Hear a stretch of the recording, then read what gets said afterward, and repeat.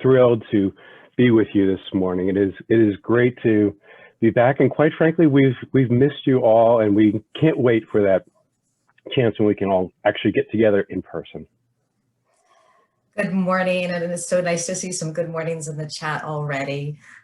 We are just thrilled to be with you. As Jim said, we miss you, and we thought that it would be nice to have a little coming together, even if it's not in our favorite face-to-face manner, but we appreciate you being here today, and we hope that this will be the first of 3 times that we'll be together over the next 3 weeks. We're going to take a deep dive into 3, basic, simple questions, about courage and stuff like that. It should be really easy. But this is meant to be a deep dive that continues the journey that you're on already or sparks that journey along the way. We're first going to look at the courageous questions that you need to ask yourself. And only you know what those are for yourself. Secondly, how do we bring that into the interpersonal world? How do we ask those courageous conversations, invite those courageous conversations? When do we say it's not the time or the place? And then finally, how do we bring this out further into our work and into nature? We're going to try and hit at the last bit some more of the transcendent stuff. We might kind of draw on some of the forest therapy work that Linda's done that some of you are familiar with. And that might lead into another 3-part series. So it's going to be a deep dive, but there will be lots of humor because, as you all know, we don't do deep dives without a fair amount of humor. It helps us to get through it all. So we're kicking off the new year, and there's a tradition often of kicking off the new year with resolutions that maybe last a couple of days, or if you're lucky, maybe a couple of weeks. So we kind of want to turn that around and invite you not to make resolutions here, but to pause. Remember that power of the pause, something that may have been harder to do over this past year when so much else has been going on. But instead of a resolution, this is an invitation for you just to take an hour today, just an hour, that's it, and pause. And through that space and through that pause, we're going to ask you to maybe revisit some parts of yourself that maybe have just kind of gotten shadowed or lost or suppressed. And through that revisitation, through some questions and through some reflections, we'll just see what emerges.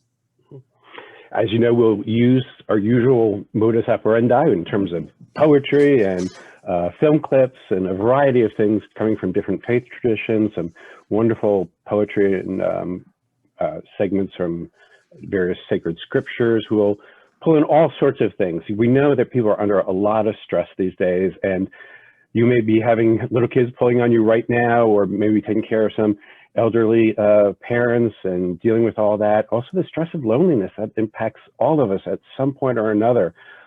Even this introvert does miss people a lot. And some of you are dealing, our dogs are probably loving it. And so depending upon when the UPS truck shows up in the neighborhood, dogs could start barking, we'll see.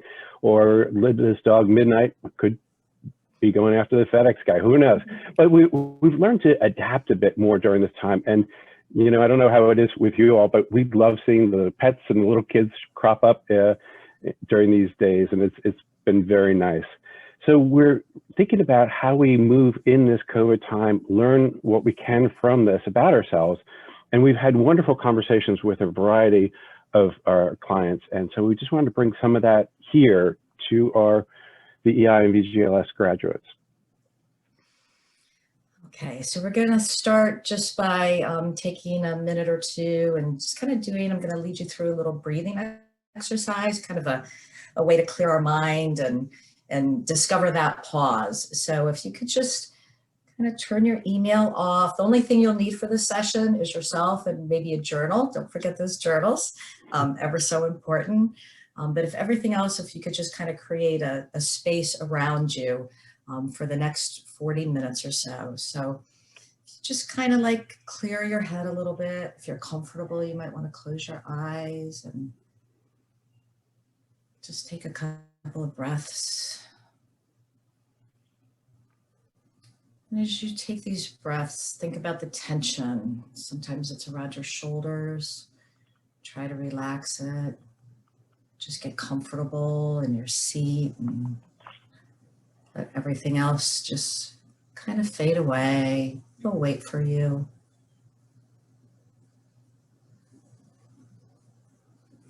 Keep relaxing any tension that you feel.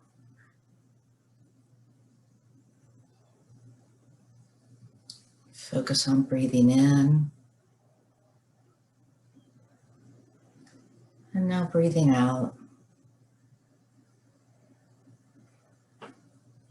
And as those crazy little thoughts enter your head, just come back to your breathing and focus on breathing in. Relaxing your tension again as you breathe out.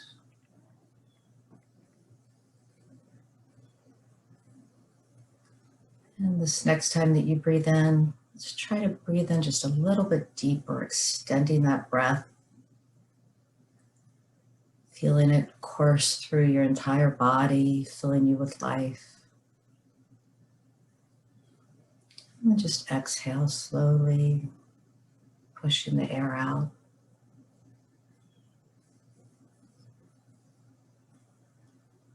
And one more time, let's just slowly take a nice big inhale.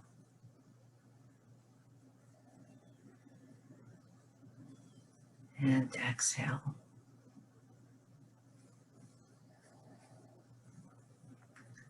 And you can open your eyes.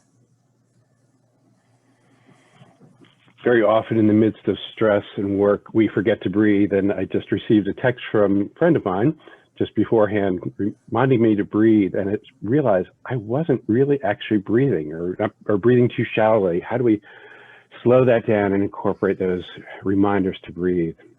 So we're going to begin by asking these questions this morning. Simple questions.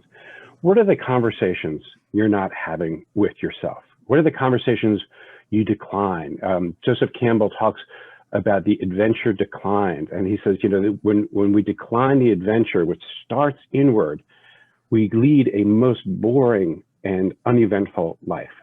That those questions, as challenging as they are, need to be addressed. What perhaps are the conversations you've avoided over the past year, during COVID time, maybe during the past 5 years, during the past 10 years, maybe much of your life? And this is asked without blame, expectations, or any judgment. There are some conversations we know we need to have with ourselves. We know we need to kind of push ourselves a bit more, but we just don't want to have them. And that's called normal. Sometimes we just want to learn to live with them as part of our story. So we're tackling 3 huge questions in these weeks, but please, this is not a checkmark thing where, oh, I will ask myself all the questions I need to and answer them in week 1. In week 2, I will address interpersonal things. And in week 3, I will get my entire life together. That doesn't happen. So we're just beginning this plowing of the ground. We're going to plow it together. We're going to hang in there together, see what comes up. That ever-present journal is so critical, as you all know, as Linda mentioned. So please jot down things that come up to you during this session and during the week.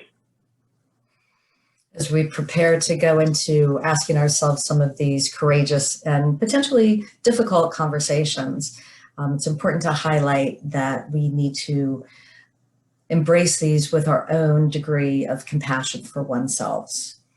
So think of the compassion that you might give to, say, a child that is sick with a fever and coughing and up all night, and how your heart just overwhelms with care and love. There's no judgment because that child is sick.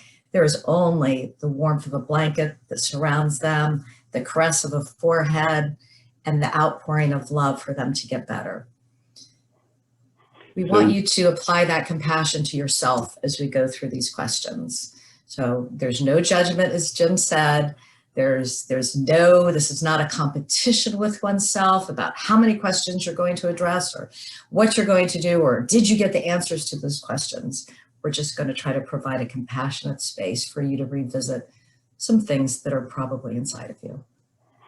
As we all know, we would not have any friends, at least any normal friends, if we treated them the way we treat ourselves very often. We beat ourselves sometimes up incessantly. Imagine you had a friend who watched you mess up something and then just called you every 5 minutes to say, I want you to, do you remember how you screwed up, how badly you did? I mean, we would like, oh, who is this person? I'm going to yank the phone. They're going to be blocked. But we don't block that inner voice that is so needlessly critical. It's great to ask ourselves good questions, but that endless judge and critic within us is does us no good whatsoever. So we try and replace that critic with humor, laughing with us, not at us. Sometimes we have to rescue a part of ourselves. This is what we're going to explore in the beginning of today's session. And I'm going to use an example of rescuing something that felt like a part of myself. It was a New Year's evening about 15 years ago, and I was out walking my dogs in the snow. This is when I had probably about 5 dogs. One of my dogs was drawn to a scent and became very focused on that one spot. And all you fellow dog owners know that very often bad things come of this when a dog is very focused on one spot. But not that night. Maggie, my dog, had found an old dog shivering to death in the snow. She was in really bad shape. I mean, she really looked at death's door. Lifted her up and brought her home, figuring that death was not long off, and just wanted to wrap her up, keep her comfortable, and just, you know, cover her with blankets so she'd at least die a peaceful death. Well, she lived on for many years. She was a feisty little terrier, and she was a real piece of work. And she defied everything, living quite a long life. And sometimes we have to rescue a dying part of ourselves out of the snow and give that part warmth and solace and allow it to come alive again. Very often, that part of ourselves is some part that we've stepped away from, that we've left behind, that we need to reclaim once again. Many of you know through your experience of VGLS or VEI or some of our work that we've done, that when we work on our own development and our own leadership development or our own personal development, often it's not really about learning something new. It's not that you need a new skill set that you don't have, or you need to learn a new language or anything. It's really about rediscovering things that are within you and finding the confidence to bring those out and apply those in a new and expanded way. And that's really what we're inviting you to do today. You know, as Plato says, knowledge is really just about rediscovering and remembering. And one of the ways that sometimes we help people remember some part about themselves that maybe has been suppressed or put aside is we ask people to think about themselves as a child. Think about a memory or just how you were maybe when you were 5 or 6 or 7, and think about that kid and think about perhaps some of the things that kid did that you really liked about that child. And that was you. That was you in your youth. And when you think about that, you, the young you at 7 years old, running around, whatever it was you were doing, are there some aspects of that maybe you wish you could bring back into your adult self? I know I have a kid that, oh boy, he was a feisty one when he was young, and he was a trickster, and he would always run around the house and do little tricks on everyone else. And, you know, it almost always resulted in a laugh because they were nice tricks. They weren't tricks out of meanness or anything like that. And I look at him now, and he's kind of grown up to be a serious young man. And it's kind of like, where did that little trickster go? Where did that little glint in the eye? Where did that sense of humor and that just, let's make life about laughing? I kind of miss that. So just think about yourselves as a young person and any aspects that maybe we need to just have reemerge, again, about remembering. So Jim, tell me about what part of young Jim maybe comes to mind? An image that I was told about more than actually remember, but when I was young, we lived in garden apartments up in Hartsdale, New York, and apparently I would hop on my trike and would, you know, tool around the neighborhood, up and down the sidewalks and talk to the neighbors. Apparently I was much more social, I don't know. And I would tell them what was going on in the family house, much to my parents' chagrin, because they like to keep things very secret and very quiet and very, very private. That was the operating word in our family. But apparently I didn't. So this was perhaps the beginning of a career as a psychologist, to tool around on the trike and talk about family dynamics and what's going on in the family house and who's upset and who's not upset. And I'm sure it was quite embarrassing, but it's kind of funny. And I think it's kind of endearing. It's kind of, and I can look at that kid and say, you know, he's probably a pretty cute little kid. Yeah, How about you? Um, I always loved stuffed animals when I was a kid. I was not one that went for dolls and that kind of thing, but stuffed animals was my thing. I must have had hundreds of them. And to me, they weren't just stuffed animals. They each had names and personalities, and they had friends. And so I would just spend countless hours arranging them in various corners of my room or on the bed. And if it was cold outside, I'd make sure that they had little blankets. And if it was too hot, I'd make sure that the window was open so the breeze could come, and placing them with their friend groups, and just always kind of gathering them in communities and making sure that they were comfortable. And so it goes on today. I can see so much of that in you still. I mean, that is such, and what an endearing image that is. You know, not everything was rosy and hunky dory in either of our houses growing up, but there are those moments of you know, what kind of wisdom did you have, and pulling all those stuffed animals together with their names, and building those social connections just the same way as you do at VEI and all our work. And that is so you to this day. You know, as you have thoughts and ideas, Trevor's going to capture these themes in the chat box. So feel free to go ahead and put in random associations or whatever you'd like to share, questions and all that. Just throw those into the chat box at any time. We're going to bring in Rumi, the great Sufi mystical poet from the 1200s. He was born in Afghanistan, and his work has touched the lives of millions. I'm sure many, if not all of you, know of Rumi's work. And this is called The Guest House, as translated by Coleman Barks, who's the preeminent Rumi translator.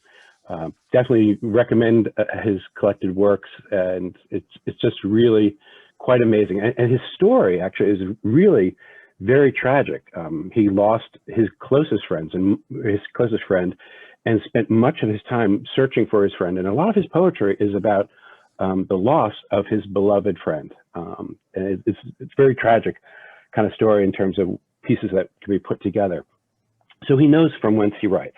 And in this poem, he's writing about the guest house as the human being. And when we were going back over this yesterday, we had selected this prior to the storming of the Capitol. So I was reading it and thinking, like, oh, how do I get this image out of my mind? What he's talking about is all the parts of ourselves that emerge. And instead of pushing them back or fighting against them, welcoming them in. And this is easier said than done. But he does provide us with some good inspiration here. The Guest House by Rumi. This being human is a guest house. This being human is a guest house. Every morning, a new arrival. Every morning, a new arrival. A joy, a depression, a meanness, some momentary awareness comes as an unexpected visitor. Welcome and entertain them all. That's his advice. Welcome and entertain them all. Even if they're a crowd of sorrows who violently sweep your house empty of its furniture, still treat each guest honorably. Still treat each guest honorably. He may be clearing you out for some new delight. She may be clearing you out for some new delight.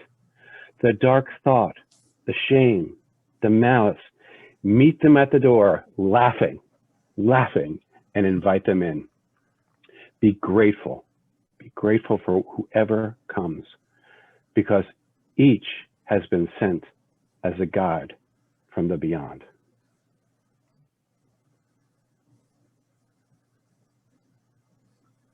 Can you imagine what it would be like to welcome any and all guests, invited and uninvited, and just to meet them and be open to whatever they bring your way? We're so judgmental sometimes, and I know I feel it. I see the emails collecting in my inbox, or the unexpected, well, it used to be the unexpected knock at the door, not anymore. And you know, I don't often greet that with openness to something new that could be happening, or something that could really spark my day with joy. And so it's a wonderful thought about being open to all. It's so hard, because I know, yeah, and that's it's a brilliant idea. You know, whoever invented this must suffer in some sort of eternal level of hell. But it's our inability sometimes to separate ourselves from it and dive into each day with that thinking, oh my goodness, what's there? And kind of have that sense of panic. And I know there are times when, especially under tension and all of that, it becomes a source of, it just brings you down. It doesn't bring you up. So how do you create some space around you? And I think Rumi offers some great wisdom in terms of how do you deal with this? And it's easier said than done, but how do we then say, oh, okay, here's another opportunity. Should be interesting. It'll be an interesting ride, if nothing else. And I've got a lot more work to do before to learn how to stop panicking. I love in the first line, this being human is a guest house, every morning a new arrival. It does make me think also of the poet David Whyte's poem, What to Remember When Waking. We're going to be referencing David in a little while, and we'll send you links to all this poetry. But what David Whyte says in What to Remember When Waking is that moment when you wake up in the morning and you're almost in that state in between being asleep and being fully awake. And at that moment, there's a crack. There's a crack into a day that has not yet been overrun with plans and thoughts and activities and to-do lists. And if we could just stay in that crack and let the day find us instead of let us plan the day, what could emerge from that? And it's something to think about, because we are the ones that populate our day all the time. You know, we schedule it and, you know, we fill it up with to-dos and the exercise and the emails and the, you know, all of those things. And many of those things are very important and very good. But do we hold open the possibility for the day to find us instead of us always finding the day? I have this image, imagine all these emotions feeling creeping into our own self in the morning, and how good it would be to say, oh, fine, you know, get yourselves comfy in the living room and just have a seat, and I'll be with you shortly. I'm going to make a cup of coffee, and then I'll be in to see what you have to bring, you know, because they are going to sometimes, like Maurice Sendak would say, and where the wild things are, they're going to roar their terrible roar and gnash their terrible teeth. But if we welcome them in, and if we say, you know, so be it. A dear friend of mine says, you know, there are no thought crimes. And I remember when she first mentioned that to me a couple of years ago, and I thought that was a radical idea, that there were no thought crimes, because being raised Irish Catholic, you know, we couldn't figure out whether it was better to have never thought it or should have thought it, or it's just as bad. So then there were times when it's like, well, I thought it, and if that's just as bad, I might as well get some satisfaction and enjoyment out of it. But then you can't go there. So it's just a baffling idea that there are no thought crimes. But what a sense of liberation. We can think, feel, vent. We can have all these things. And then we can go into the outside world and execute effectively. But give yourself the grace to allow yourself no thought crimes. So with that no thought crimes, just take a moment and think, are there parts of you that maybe you've pushed away? And that could include some wonderful things, like things about yourself when you were a child, but it could also be some things such as anger or resentment.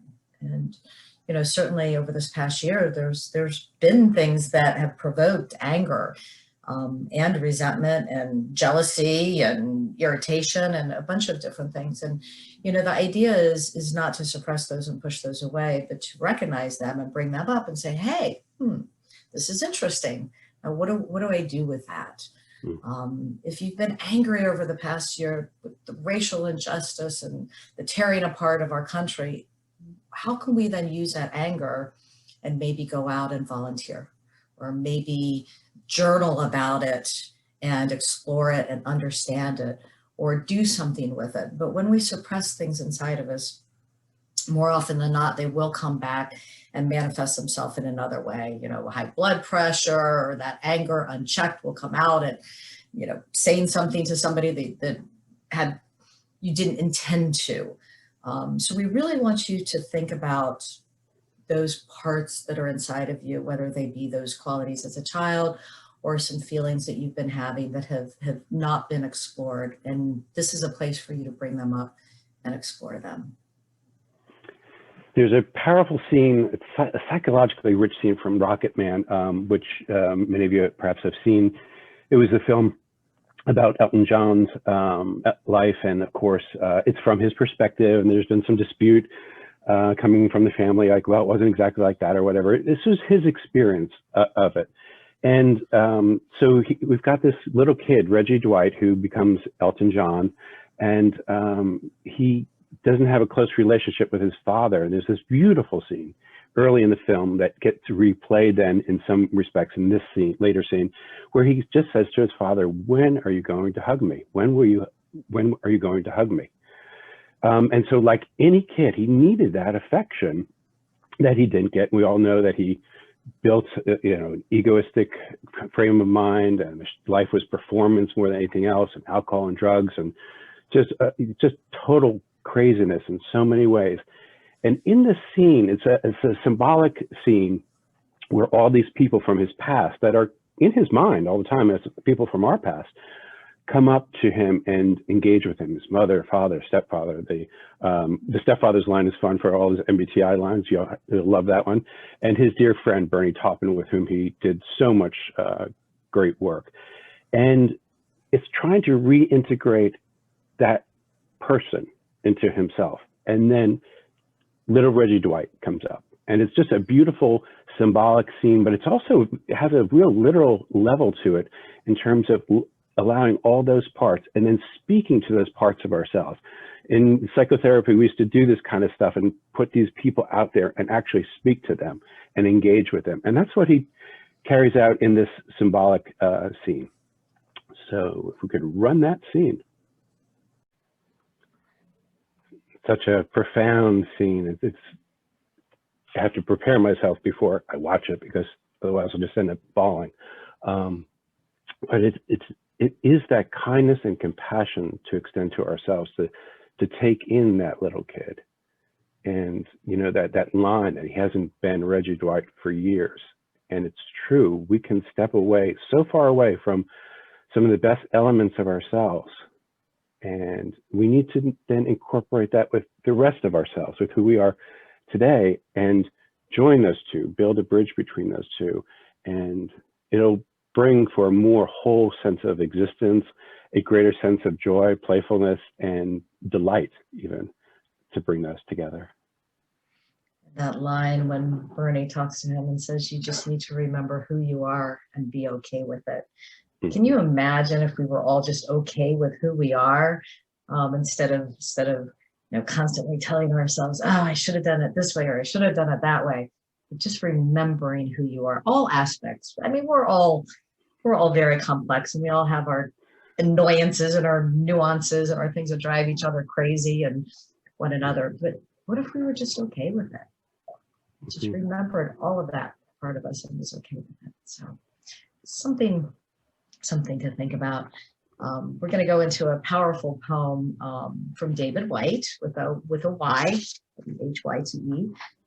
David lives on Whidbey Island off the coast of Seattle, just gorgeous part of the country, and started off as a scientist and then decided to become a poet, and has worked with a lot of corporations, does a lot of organizational development work. But of late, during this quarantine period, he's had a series of virtual things sort of like this, and Jim and I have been attending those, and he really seems like he's using this time of reflection to go even deeper into his own work and into his own soul. And this poem, I think, is a very appropriate one for the courageous and difficult questions that we're inviting you to explore today. And it's called Sometimes. Sometimes by David White. Sometimes, if you move carefully through the forest, breathing like the ones in the old stories, who could cross a shimmering bed of leaves without a sound, you come to a place whose only task is to trouble you with tiny but frightening requests, conceived out of nowhere, but in this place beginning to lead everywhere.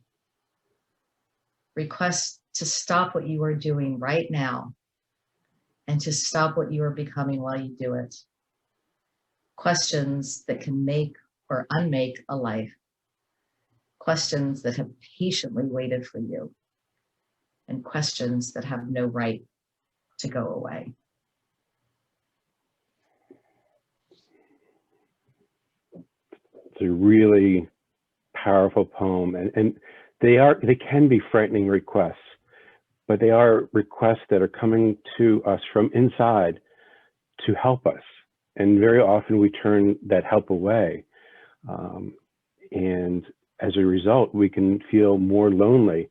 But entering into that space of facing those questions does require a tremendous amount of courage.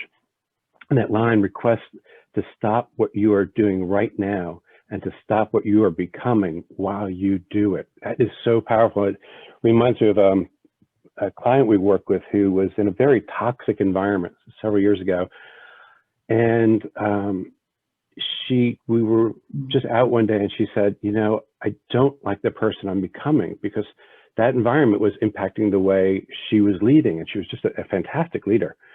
And the insight that she had to catch herself and say, I don't like the person I'm becoming, it was really profound. And it led to her making some significant changes and moving to another organization and doing beautifully there. But she asked herself the tough questions, because she could have just stayed there. She was doing great, but it was something deeper that drew her on. And that was, you know, just somebody we have the most amount of respect for, who could do that.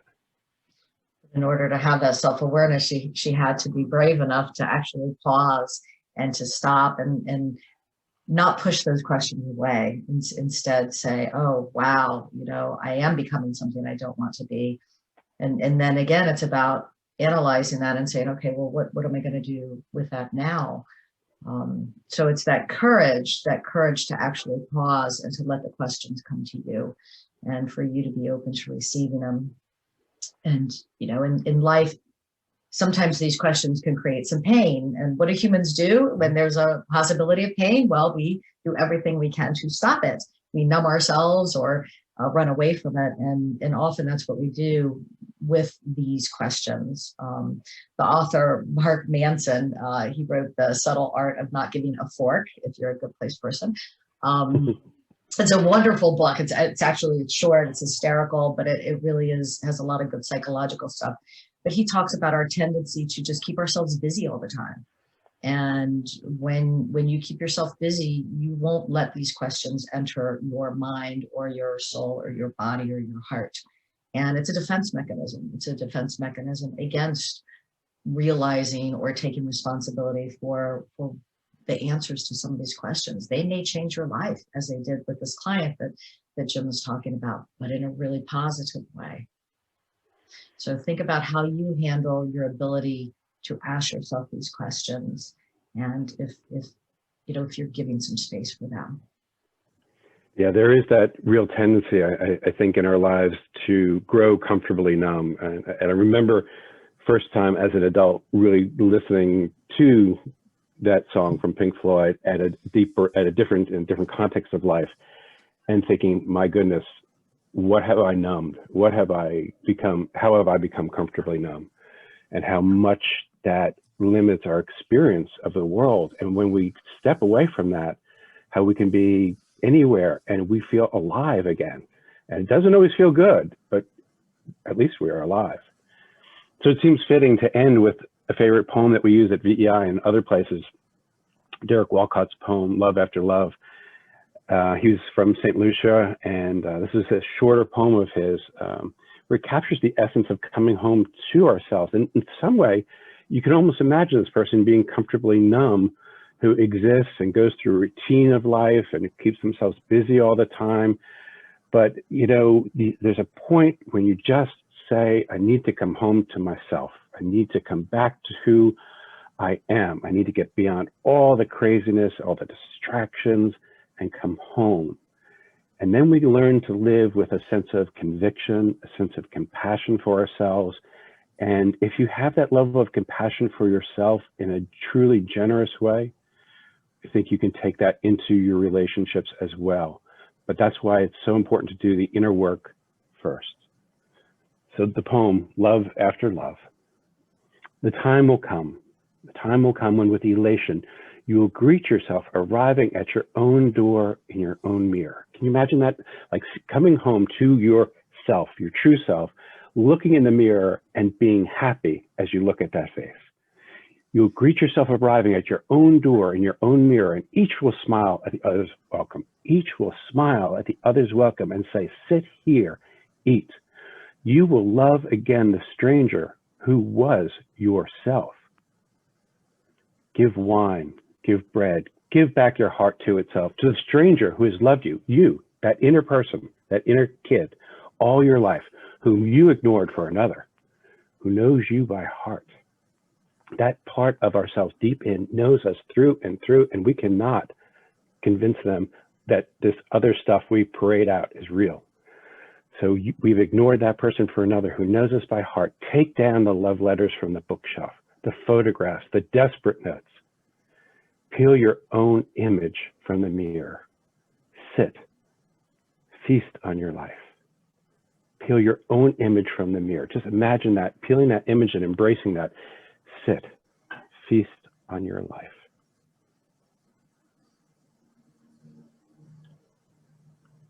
So what would it be like for you to peel your own image from the mirror and reclaiming who you really are, reclaiming that true self, not in a selfish, self-centered way, but in a way that allows you to actually be more generous, not only with yourself, but with others. That image of inviting myself to have dinner with myself is such an interesting one. I could only imagine the conversation that one might have with oneself. But feasting on your life is, those are very powerful words. Right now, sometimes it's hard to think about feasting on our life with all the craziness that's going on in the world, but gee, every day is a gift. It is just a gift. And to be able to see it as a feast that you bring in and you welcome all kinds of different food, just like from the beginning, some that we love and some that are like, this is interesting, but being open to all of it. I think Derek Walcott's poem just captures that sense of openness. And it doesn't mean it's always going to be pretty. And sometimes, the worst thing you can do is tell yourself everything's going to be just so great, everything's going to be perfect. Sometimes life is just really hard, and so many people we know have gone through losses and difficulties during this time. And the best thing sometimes you can say as a friend is, this just really, really sucks, and this is hard. I think it was the most profound line that I remember from my first year of psychoanalysis was when he just hugged me, which was very unusual because he was a true analyst, and he just said, this is hard. And it's like, thank you. That willingness to be present for each other. People are very often willing to be present in our joyous, happy times, and our true friends are willing to be present to us always, in the good and the bad. And we have to also be present to ourselves in the good and the bad as well. I think this is a good time for us to invite you to put any questions, thoughts, reflections into the chat or the Q&A. We'll leave a little bit of time here toward the end to explore further any of the themes that come up in those Q&As or those chats.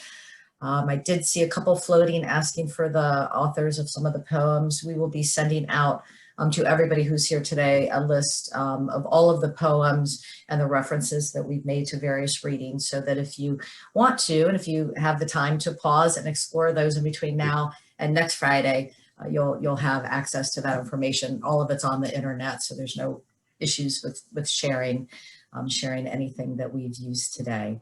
So we would please do put some things in the chat, some questions, some things that came up today that intrigued you, and maybe you'd like to just have a few more minutes of discussion. And Trevor, who is just our wonderful super host and always present, will be looking over those themes that have emerged and putting them out there for us to just explore at our last few minutes here together. All right, so we have one question from the Q&A. How do you move from asking yourself the question to taking action? that is the ultimate question. It really, really is. I think that example of the client was a good example of somebody who actually did that and had the courage to do that. Because for some of us, and just in terms of transparency, I can be the ultimate spinner of questions and never arrive at an answer. But it takes that courage. It takes crossing over that bridge one day when we've just had it. I think this is David White's image, but I'm sure it's been others too, is there is a point when you just grow sick and tired of yourself. And when you grow sick and tired of yourself, don't retreat. Step into that and say, I am sick and tired of complaining about X. I'm boring myself complaining about this for years. Either do something or shut up. And there's an element where I've said that to myself many a time, and I was like, okay, let me give this a little bit more thought. And it's probably a good idea. But getting tired of ourselves is sometimes a great motivator. The other thing that is so important, and we'll explore this too in the weeks to come, is that sense of time does not go on forever. There are times when we just have to say, you know, it's either do something or forget it, because this is the rest of my life. How many times have we talked to people, all of us, with people who are sick and tired of their job? They're, you know, 50s, in their 50s or whatever, and they're like, well, I can't change now. But if you look at people who are truly happy, they're the ones who say, you know what? I can change now. I can at least try and do something. And to me, they are a sign of true bravery, because it's easier to sit. So it's a great question. Let's see if we can find some inspiration for translating this, because we want all 3 weeks to lead to action. So we will keep that in the forefront. And Jim, I'm recalling a conversation that we had very, very recently. Someone who just called us up and said, you know what? I just realized that I don't have to do this anymore. Mm-hmm. And it wasn't a particular event or a particular day, but it was just like, I just realized that what I'm doing isn't making me happy, and I don't have to do this anymore. So you know what? I'm open and I'm looking for opportunities, and we'll see what happens. So sometimes it comes with an event that health issues or other events in life, and you say, this job is killing me, or this way of being is killing me, or whatever, and then you jump. But what we're trying to invite you to do here is not wait for something like that. If there are little aspects of your life that you need to reemerge or that you need to change, create the space for those questions, and then take those questions into consideration and decide. Sometimes maybe there is no action, other times there might be. Great. So there's a comment that I'm going to read and then turn into a question. So the comment says, the idea of not pushing away anger and resentment is different and counterintuitive. I've always tried to move away from these feeling very quickly because I would normally consider them undesirable. So how can you turn anger and resentment into positive and intuitive emotions? The answer might sound simplistic, and it probably is. But from a psychological perspective, anything we push away is bound to intrude on our thoughts. And I want to make one key distinction here, is there are people who have obsessive thinking that needs true psychological help, and very often medication, to relieve themselves of the imprisonment and the besiegement of intrusive thoughts that come up. But if we deal with normal human anger and resentment, the key thing is really owning it, looking at it, sitting with it, not judging it, and trying to understand, where are you coming from? Tell me what you're bringing. If we kind of utilize Rumi's framework, what message are you telling me that I need to listen to? Acting on our anger and acting on our resentment is certainly not something we want to do. Very often what we're really underneath the anger is actually a tremendous sense of passion for something. It could be a passion for justice. It could be a passion for or frustration with somebody because we want them to be different. We want them to be better. stay with those deeper questions, because what happens to a lot of you, all of you, I'm sure, are very peaceful, but what happens to me is I react to the frustration, the surface anger. That's what I act on, instead of running it back and say, oh, let me pull this back. And then how do I get constructive? I can't get to that constructive conversation if I haven't sat down with my anger, with my resentment, and say, gosh, I feel this very intensely. This has got to be about something deeper than this situation. I need to listen to it. And it may take me a few days and some dreams and stuff like that to say, oh, I think I get what it's about. And you will know so at a gut level. You'll just say, at a gut level, it'll make sense to you. That's what Carl Jung used to say, is at your heart level. If it doesn't make sense to you gut-wise, if it's just up here and not here, you haven't hit it yet. And there are times when, Jim, I'm gonna tell a little story about you, but there are times when you have to let that anger surface just a little bit. There was, this was several years ago, and there was a employee that, just a wonderful person, just working her heart out and doing things, but there was somebody else who was using their positional authority to not treat this person as well as she should have been treated. And, you know, we all saw it and we were all feeling angry about it and everything else. And then one day Jim was just like, I'm angry about it and I'm going to do something about it because this is just not right. And, you know, in that case, you don't want to suppress that anger, right? That person needed to be held in check and needed to get the message that this isn't okay. You know, it's not okay for you to treat this lovely person who's working as hard as she possibly can the way that you have been treating her. So when you think about the anger, you know, think about, as Jim said, is there something more behind it, or is it really something that maybe we need to have the confidence to bring up a little bit? Now in the proper way, of course, as a caveat, but so. That doesn't result in the email afterwards. Sorry to be so harsh and difficult, but rarely wrong, because usually what it is for me is the trigger is protecting somebody else. When I feel somebody's being ill-treated, that's when my lion comes out, and that's when it's like, it's not pretty. It's not incorrect though. Trevor, I think we might have time for one or two more, perhaps. Yes, so this one I don't think should take very long. It's, what's a good first question to ask in having the conversation with yourself?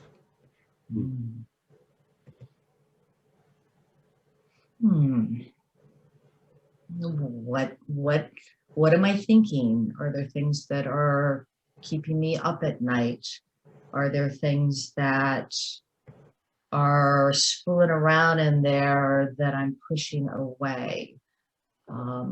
Are there things that are causing me to feel unsettled? I think too that creating that space where that conversation can take place, which has got to be one of tremendous acceptance, sitting with yourself, with what you're going through, and looking for the themes of your life. What patterns in your life, and we often look at this as negative, but what patterns in your life have been there? What are the things that when you look back at your life, you're like, you know what? These are moments when I was really pretty proud of what I did and what I faced, and you know, this is what gives my life meaning. What would help me to expand on these things? What would allow me to open up to this person even more? Again, with that sense of acceptance and liking ourselves, because that in and of itself is a radical departure from very often how we are, as we mentioned earlier, how we are with ourselves. We don't treat ourselves with the love, respect, and care as we would a dear, dear friend who we just think the world of. And we know they have their issues. We know they have problems. We know they're not perfect, but we love them just the same. It's got to be the same way with ourselves. Otherwise, it's going to be an unpleasant and unproductive conversation. So just trying to get yourself to know yourself better. And that's why the journal is always such a good thing, because it allows you to really look inward, and to do so, I would suggest doing so, especially during this time. I know a lot of questions on COVID come up, with a bit more grace and a bit more compassion than even normal, because these are stressful times for a lot of people. If you're interested in finding those questions and they're not coming to you through the methods, there's a little, as most of you know, I'm doing this forest therapy thing. So I'll give you just a little preview of one of the things that we might do if we were having a forest therapy walk, and just take some time out of your day and just go out someplace in nature. It doesn't have to be in a park. It can be in your backyard, and just find a tree, just a tree. Just look around and say, ah, that's the one. That tree is calling to me. And just go over to that tree and have a conversation with that tree. Just like you might if you were going to meet a new person. Say, well, hello, tree. You're a beautiful tree. And just be open to that tree having a conversation with you. More often than not, that conversation might help open the door to some of those questions. Trevor, one more. There's so many good comments, and we're going to try and address those either a little bit today or tomorrow, but we've just got a couple more minutes. Yes, so I think this question would be a good transition to next week. It's, we'd love to hear some words on taking on others' burdens, how to bear grief for yourself, but also for others. Very powerful question. And this is where when we love others, we do take on some of their burden. It's important that we share that burden as we ask our friends sometimes to share our burdens, but that it's not taking your energy away so much so that you don't have time to give to yourself. And this is great exploration, definitely for next week, Trevor. Totally agree with that. And also make sure that if they're dumping stuff or projecting stuff on you, that's their stuff.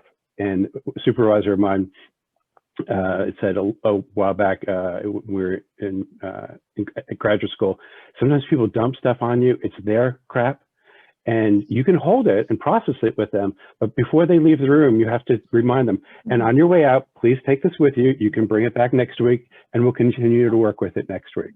But with our friends who we love, we sometimes take on, but be careful of taking on too much and rather sharing that load.